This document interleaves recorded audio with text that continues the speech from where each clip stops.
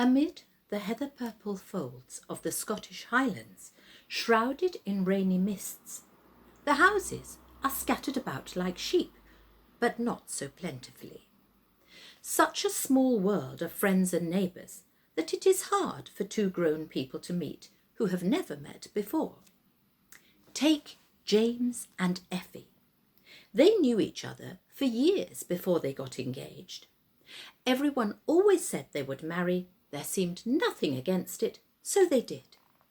At least the wedding was fixed for June, and their friends and relations looked forward happily to the dancing, the party, the whiskey and the food.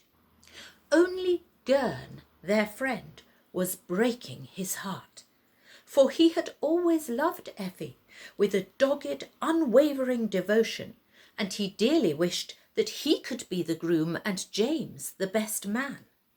He was simply not clever enough to put his feelings into pretty words. So James was the lucky man. James was the one sitting beside his hearth that June morning in his best Highland kilt, lace jabot and silver-buttoned jacket, thinking about the happiness in store. At least he should have been thinking about it. But the flickering flames in the grate seemed to make pictures, dancing pictures. Then a ray of light, bouncing off the mirror, made a yellow puddle on the wall. He chased it with his eyes and found it looked uncommonly like a creature, a winged creature, a girl, dressed all in white gossamer. He gazed and gazed at her slender ankles, tiny waist, willowy movements and pale, mysterious face. And as he stared, he made unkind, unavoidable comparisons with bonny, bouncing Effie of the red cheeks and starched pinafore. Where did it come from, that fairy form, dancing and prancing just out of the corner of his eye? Was it wishful thinking that made him picture her there, his ideal love, the kind of girl he had never met among the milk pails and pig runs of the glens, the kind he had always dreamed of meeting? The vision flitted into the hearth and away up the chimney like a puff of pale smoke. Too late for second thoughts, Mackenzie, James told himself. Effie will be here in a moment. Her wedding dress is lying on the bed upstairs, ready and waiting. He closed his eyes and tried to picture the Sylph again. But then Effie arrived and Gurn, and other friends soon followed with wedding presents such as a fine tartan shawl for Effie. They were so over-brimming with good wishes that their kindness and laughter might well have swept James back into cheerful mood. If only old Madge had stayed away. Madge the crone was a fortune-teller. She had a way of inviting herself along to weddings, christenings and harvest suppers, offering to tell fortunes to anyone who would cross her palm with silver. She was as warty and hunched as a toad, with rat's tail hair and a nose like a rusty door-knocker. The smell that hung fungusy from her ragged clothes was of wet sheep and mildew and cooking cabbage. Fortunes, fortunes, who wants their fortune told on this bright, lucky day? Oh, you shall have a long and happy marriage, my dear, Madge told Effie, stroking her soft pink palm. Then lifting one gnarled finger and pointing it at James, she cackled, but not to him. And before James could pick up the fireside broom and catch her a blow with it, old Madge scurried out of the house, cackling and cursing. Effie ran happily upstairs to put on her dress. Her friends ran off to play their own part in the wedding preparations, and once again James found himself alone. alone. Why then should he feel a pair of eyes watching him from high overhead? Why did his heart beat faster? Before he even looked around, he knew what he would see in the high window of his living room. A sylph, dressed all in white, sweeping towards him on wide white wings. The room was filled with a sweet, soundless music, and they danced to the beating of their hearts, which kept perfect time together.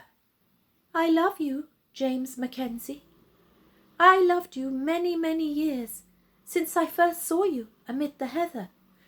And I love you, Sylph. That's what you are, isn't it? A spirit of the air. I think I've loved you since I was born. You've been there in every dream I've ever dreamed, waking or sleeping. Then don't marry Effie today. That's why I came here. That's why I had to show myself today. Don't marry her. I think I should die if you were to marry another woman. And by way of an answer, James took her in his arms and kissed her, little realizing that Gurn was standing in the doorway behind him. It was not horror or disapproval that flooded Gurn's heart, but a sudden surge of hope. What if Effie were to see such a sight? How would she feel towards her handsome bridegroom then? Here was Gurn's great chance to win her away from James and marry her himself. Silently, he backed out of the doorway and leapt upstairs, snatched Effie, half-dressed, by the hand and positively hauled her after him. Come and see what manner of man you chose when you could have chosen me. Together they burst into the living room. James stood on the hearthrug, his forehead damp with guilty sweat, his face flushed, his breathing quick and embarrassed. Where is she? Where have you hidden her? Demanded Gurn. Where's that fancy woman of yours, eh?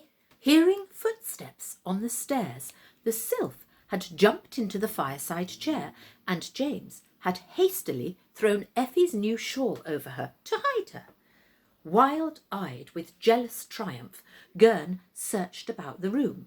When he saw the suspicious drape of the shawl over the chair back, he gave a great crowing laugh. Well, and who have we here? He could tell from James's face that he had guessed right, and he snatched the shawl away. Nothing. No one. The sylph had disappeared. James was every bit as surprised as Gurn, but he quickly hid it, telling Gurn it was a remarkably cruel joke to play on Effie. Effie herself was furious. Her hair only half fastened, her dress still unbuttoned. She told Gurn off in no uncertain terms for making such a fool and a nuisance of himself. Her friends, fetched back in by all the noise, were hard put to soothe her, until the piper struck up the music. And no one but James saw the white figure dressed in filmy gauze who joined in their dance, who darted beneath the arches of the arms, skipping to and fro. She was the partner he wanted in life. Hers was the beauty that held him spellbound. Fortunately, Effie was too swallowed up by her own blind happiness to see that his eyes were not on her, that his feet were dancing to a different, fairy music.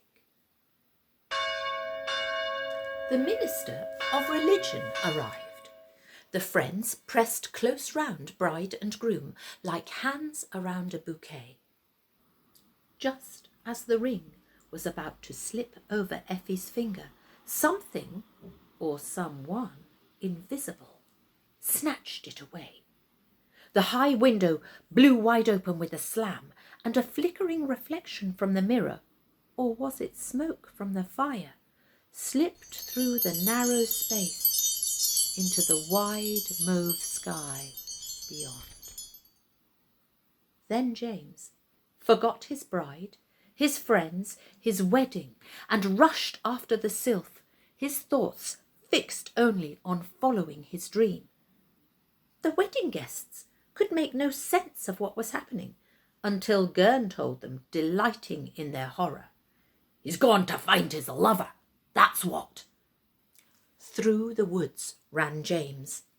Sometimes the sylph was as far distant as a patch of cloud in the sky. Sometimes she was so close that her dress brushed his outstretched hands. Still, he could no more catch hold of it than cold running water. In his headlong dash, he made a gruesome discovery: the lair of old Madge the hag, and not just hers either, but the gathering place of all the local witches. You see, Madge was no harmless old crone. She was one of a sisterhood of witches. Theirs was the hot wickedness bubbling in that great iron cauldron. Theirs was the shawl of iridescent rainbow dyes, just now drawn from the cauldron and dangling and dazzling from the tongs in Madge's hands. "What's wrong, James Mackenzie? Can't you catch your fairy lover? Come here and I'll help you. You need my help now, don't you? Knew you would." "Can you help me?" he panted. "Can you really? I came after her and she keeps running away. Why won't she come to me? Why won't she wait for me?" "Well, maybe you haven't given her a token of your love," said the old crone in her creaking voice. "Don't you know how women love presents? Now, take this shawl. With it, you could duck her wings as easily as you duck the tails off your woolly sheep." "I wouldn't like to hurt her, not give her any pain." "Oh, don't fret about that. 'Twill wrap round her, soft as a baby's swaddling. You take my word, young man. You just see if she don't come for a thing this pretty and stay forever once she's come." The laugh she laughed turned James's blood to ice. But he was so eager to please his sylph that he took the shawl and stood whirling it over his head, a great flag of colour writing against the sky. "I love you, Sylphide. Come to me." The colours mesmerised her. She could not resist. She came. "Why did you run from me? Has your love changed towards me?" he called out to her. The sylph crept closer, sat down at his feet. "Oh, James, it is hard for me. If I marry a mortal, I must leave behind my airy playmates. It is a great deal to give up. I had to make sure you cared enough for me to risk the danger of the forest and chase me no matter where. I see you do love me, as I love you. Oh, what's that you're holding?" "A present for you," said James, "a token of my love." And he folded the shawl lovingly around her shoulders, over her white, gauzy wings. "Oh, it's so beautiful, so pretty, so warm, so... ah!" The sylph cast him a look of terror and puzzlement. "Why have you done this?" she cried. She tried to throw off the shawl, but it cleaved to her like a twist of fire. Her white wings scorched and fell to the ground. She arched her back, writhed in agony, the shawl's evil magic poisoning her willowy body. Then, crying out his name once more, she fell dead at his feet. James knelt among the rotting leaves, his shoulders bent in misery, his fists beating the ground. But not everyone shared his sorrow. Old Madge and the witches danced with delight. And through the glen wove a band of happy friends. It was Effie's wedding day after all, even though she had decided at the last moment to marry the faithful Gurn instead of the faithless, dreaming James Mackenzie.